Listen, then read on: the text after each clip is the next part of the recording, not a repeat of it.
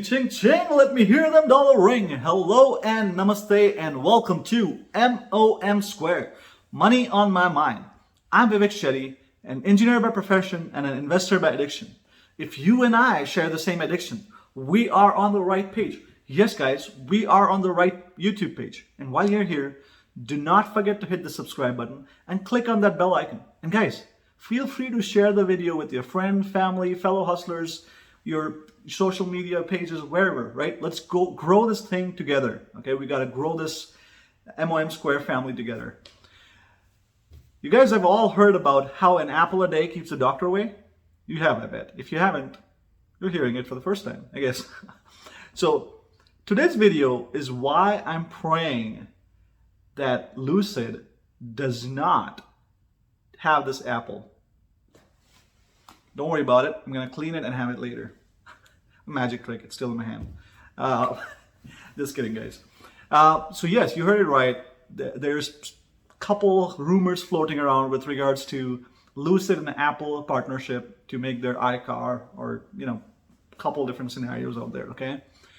Usually I don't react to rumors. However, when these rumors come too close to the house, too close to the family, my mom instincts, MOM Square instincts, kicks in. And I want to protect the family. I want to protect the stocks that we believe in the long haul. We are long-term bull for these stocks, right? And I want to basically forces me to research on these rumors, research about scenarios with these rumors. And this video is exactly that. I've researched this one. I've spent hours and hours in this research. Even went to the extent of putting presentation slides. Reminded me of my MBA days.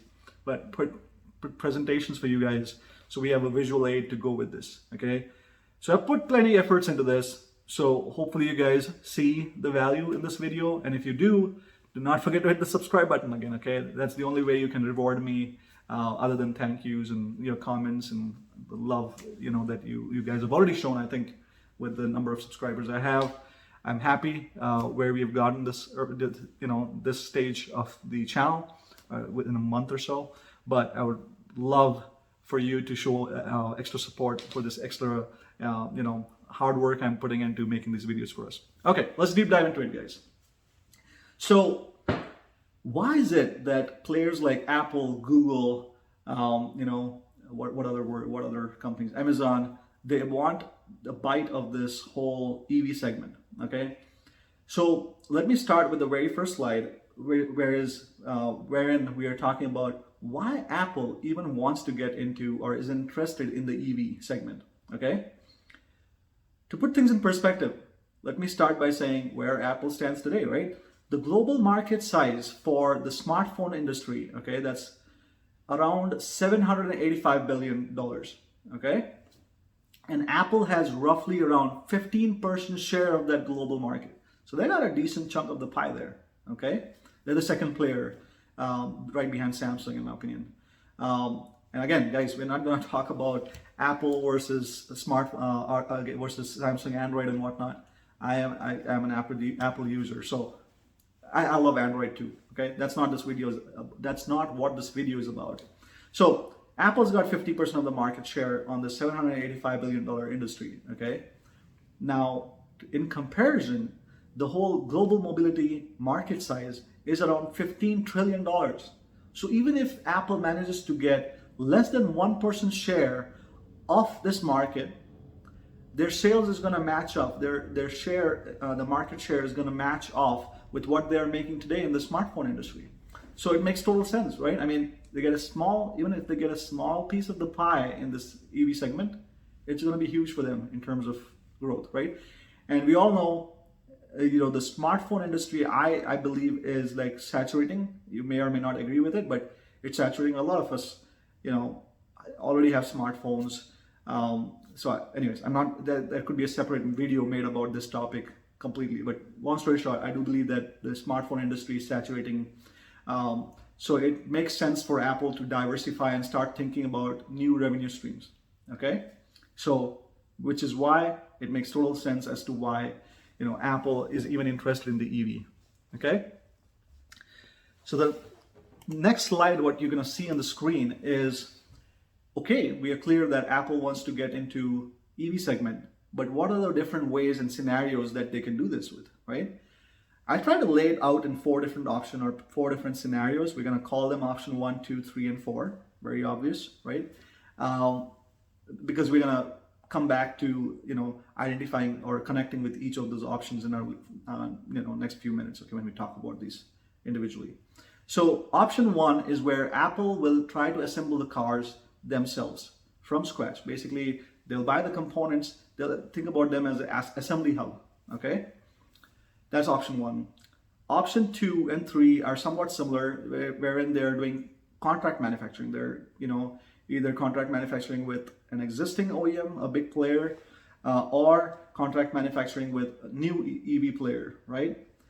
We all heard about, hopefully heard about the rumors. Actually, there was a leak with Hyundai Kia where they were talking about, partnering with Apple to make Apple iCars and whatnot. Okay, a fully autonomous iCar is what they had leaked it as. Okay, so you can tell that they were actually looking into it, though they backed out and said no, the deal is off the table and whatnot. Okay, then there's rumors with the new players like Canoe, then LUCID now, then Fisker. I've heard a couple of different rumors float around, and also Magna. In fact, Magna, I think they said they want to build Apple cars for them, right?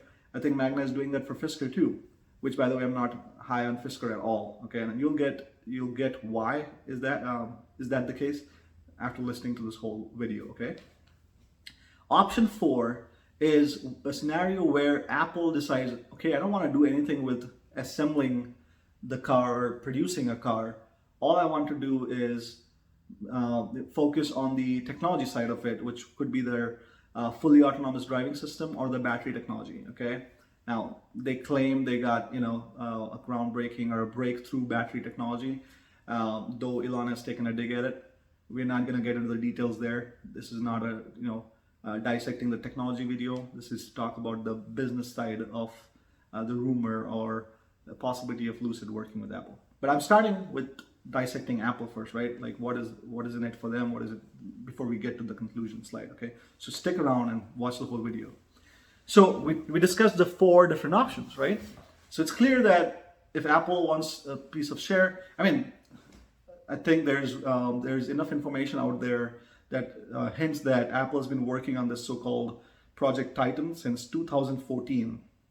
Some of the articles I came across where I think there was an FBI investigation on one of the employees, and there was information floated around. I think around 1,000 some employees were working on Apple's EV, development, which tells you a lot. Okay, so they are serious. I know they are working on it from all that we are reading. However, which option would they go with is not still clear. But I'll make some of my recommendations, maybe Apple. If Tim, you're watching this video, hopefully you agree with some of this ideas I'm sharing. But let's understand what is in it for the other OEMs. Like we talked about the option 2 and 3, remember, where they are going to be outsourcing, or you call it contract manufacturing with OEMs or existing or new players. What is in it for them, right? The benefit for them here is the capital support. We all know that Apple's got some 198 billion in cash that can be used by a lot of the new players, in my opinion, and in fact even some of the older ones, because some of them are cash strapped, right? Because they had a bad year last year and stuff. So there is some value in that sense for people to partner with them. The other major advantage, I think, though, is with regards to accelerating their time to market with this technology. So we all know anybody who is in the EV, they're all also putting focus on fully autonomous vehicles. Okay, Tesla has definitely got a lead, a clear lead. Now, what we don't know is how far has Apple gone with their technology, with the self-driving capabilities and whatnot. Okay, again, there's some developers, software developers working for Apple on this Titan project, so-called Titan project. Okay, so I'm hoping they have made a decent progress in the last 5 or 6 or 7 years, whatever the case is. So if that's really the case, these OEMs these existing players or the EV new and old players can benefit from, leveraging this development exercise that Apple's already done, that will improve their time to market, to put this self-driving capabilities in place. That will obviously help them with the sales and whatnot. Okay, so that is what is in it for the contract manufacturers to work with Apple. Okay, now I'm gonna start with talking about why Apple should not go ahead with option one. Okay, option one is once again where they're manufacturing the car themselves, okay, by buying some components. They are assembling their car manufacturing plant at that point. Commercially, we know they have cash. So when it comes to like the capital investment for industrializing the whole the automotive plant, that's not going to be an issue.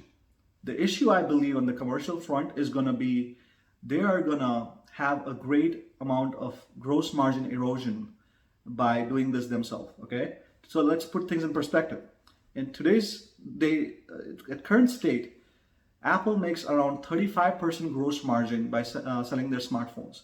On the service front, they make around 60+ % of gross margin annually. Okay, so they are looking at around 40+ % gross margin on an annual basis. So that's some real crazy numbers for a company that's been in the market for a while. Now compare that to a typical automotive industry. I'm not talking about EVs, okay? I'm talking about a typical automotive industry. We should know that it's a tight gross margin business or industry, okay? The gross margins can range anywhere from 13 to 21. I've looked across multiple different big players, and that's where their gross margins lie, okay? So big difference, 40 versus 13 or 15, whatever the case is. So if Apple were to get into option one and start manufacturing everything themselves, like buying components, of course, that would mean they're going to see a significant gross margin erosion on their bottom line. Yes, their revenue will grow because they get market share, right? Like we just talked about, the $15 trillion industry. If they get a small bite, there will be huge revenue growth. But that's also going to shave their, bottom line. Now, I don't know about you, but I like to invest and put my time into things that gives me heavy ROIs, right? You want to invest into something that's expediting your ROI, that's improving your gross margins, or at least maintaining the high gross margin. So again, in my opinion, Apple should not do the option one because, the low margin is not really exciting enough, in my opinion. And you have to basically, if you're getting that low margin, you have to deal with the operational challenges, right? We're talking about building a team, getting a quality product done in a timely fashion, meeting customer expectations, excuse me, is not a piece of the cake, okay? Or should I say, not a piece of the apple. But regardless, a bad joke. It's not a simple thing to do. It comes with a lot of challenges. We have seen Tesla have multiple hiccups, right? We saw that during Model 3, production, they were close or to the crisp of getting bankrupt. I think Elon talked about how, had it not been, maybe in a month time, they were close to becoming bankrupt. And he had reached out to Tim, in fact, to, look into possibilities of working together or having Apple buy out Tesla and whatnot. That didn't happen. I'm happy for Tesla's sake in that regards. No COVID. I have the vaccination and everything. Okay, guys. So don't get ideas. Okay, so those are the reasons, both the operational and the commercial issues, that I believe that Apple should stay away from option one. Now, the next slide we're going to touch on what option would be fruitful for Apple, pun intended. I hope you're not just done with my bad jokes yet, because there's more to come. Just kidding. Option 2, 3, and 4, I kind of combine in this one slide, okay? Because I do feel like if I'm Apple, I would want these basically dab into all three of these scenarios or all three of these options, okay? Which is obviously contract manufacturing with OEMs, contract manufacturing with new players. I say OEMs because old players, new players. And even being a supplier selling your, fully autonomous systems or even the battery technology. Again, I'm not quite sure about either of these yet because there's not much content out there with regards to what development and how far they've gone with these two technology development side of things. Okay, I'm gonna read through. I put a couple quotes on here, which kind of hints that they are looking into these three options as well. There was an interview where Tim talked about, to requote what he just mentioned, the autonomy itself is a core technology, in my view. If you sort of step back, the car is in a lot of ways is a robot. An autonomous car is a robot, and so there's a lot of things you can do with autonomy. And we'll see what Apple does. Okay, so he quoted that. So clearly, he is hinting his favorism towards the autonomous side of the business, because that's where the money is. Okay, let's be realistic with that. Obviously, I'm not going to read through all the quotes here. Maybe I'll touch on that Hyundai Kia source that leaked the partnership news, which, by the way, was not cool. Anyways, Apple wants to control the software and hardware that will go into the vehicle. It's one of the quotes that he made, which once again highlights that Apple most likely is thinking on the same lines that I would think any business would want to do, right? Like, we know there's a lot of money in the technology in the automotive industry, more than the hardware, the conventional hardware that the chassis and whatnot. So we know it's a low margin industry in that aspect, right? Now, what I want to talk about is, okay, good. We know that Apple wants to get into EV. We know what are the different ways it can get into EV. Let's get to the core of the problem here. Okay, the whole rumor about Lucid and Apple partnership. Would Lucid partner with Apple? The $1 million question, and could quite literally be $1 million, maybe $1 billion question. Would Lucid partner with Apple, right? There are two, if you remember, I said there are two reasons why anybody would want to partner with Apple. Any of the OEMs would want to partner with them. One is for the capital support. Now, we know that Lucid has great backing from the Saudi PF, okay? So from the financial standpoint, I don't think they need that backing from Apple. They also are sitting on a decent cash pile, I think around 4.5 billion cash pile from the SPAC merger and the PIPE investor money that came in. So, or will come in. So in my opinion, I don't think capital alone is the reason that Lucid would want to work with Apple, okay? The second major advantage, maybe why Lucid might want to work with Apple, is the expedited time to market on full automation, okay? Again, don't know much about their battery technology with Apple. Maybe they have more to offer there. But the automation, if they have spent so much time, they have so much resources working on this, I hope to God that they're close to the level 4 than even Tesla is, for that matter, right? So we know that Lucid Air is coming in with level 2, autonomy, right? They have the standard LiDAR technology and their driver monitoring system in place. They have some 32 some sensors. Basically, they are currently releasing them with level 2, but compatible. Your cars are going to be compatible with level 3 of autonomy, okay? But they do also say that they're 3 years out from getting to the whole level 3. So Tesla is already there.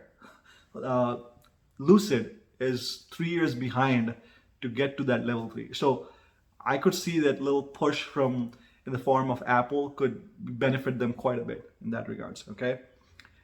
They do also say that the cars are not going to be level 4 ready, because if they do that, the cost of their vehicles are going to be crazy, which is not ideal, which I get why they didn't want to throw that cost now on you, right? When they don't even know if it's going to work, kind of thing. I picked one of the quotes that Lee had made. Basically, our strategy is to deploy productionizable, I don't know if that's even a word, but anyways, productionizable and customer benefit technology in the near term.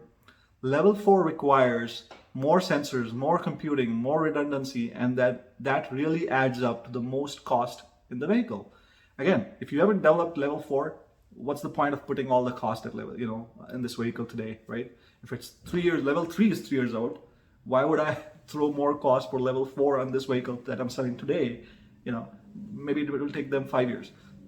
Long story short, there is one aspect with the self-driving that Lucid is behind on, and that's where maybe Apple can bring value to. Right. Now, do I want that to happen? The simple answer is no. In fact, I'm praying that Lucid doesn't partner with Apple, okay? In contrary to all the rumors and the price action we saw as a result of that rumor. And here's why, okay?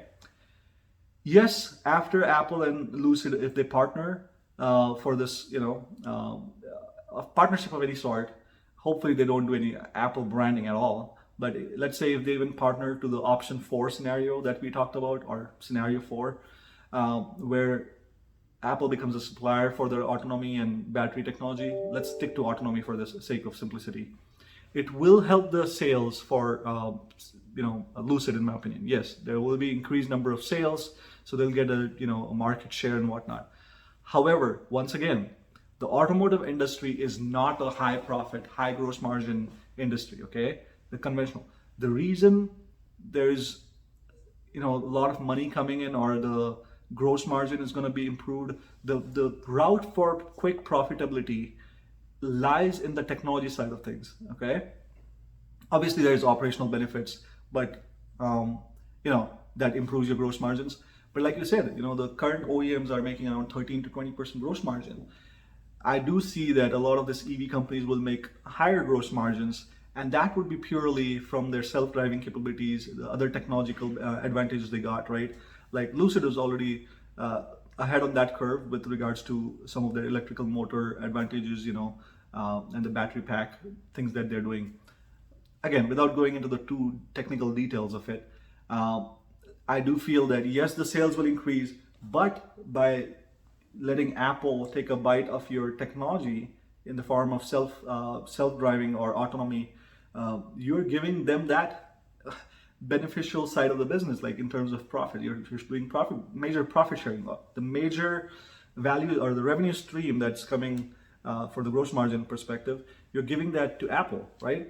So your high profit making aspect of your business will take a hit, in my opinion, okay? Hence reducing your bottom line, hence delaying your time to profitability, which is a big no-no, okay? Again, the other crucial important factor for us as shareholders, of course, the gross margin is an important factor, but the valuation. We know that EV players like Tesla, Lucid, I mean, you name any, I just talked about the two nice ones that I like personally. There are a couple other ones too, don't get me wrong. But we are giving them crazy high valuations right now purely because of the future that they hold when it comes to their technology, right? Now, Lucid gives up on that. Let's Apple have a piece of that apple or a piece of the pie. That's gonna bring down the valuations, in my opinion. Like, wait, we gave you the credit for the technology developments you're doing, and you're letting somebody else, come in and take that away from you.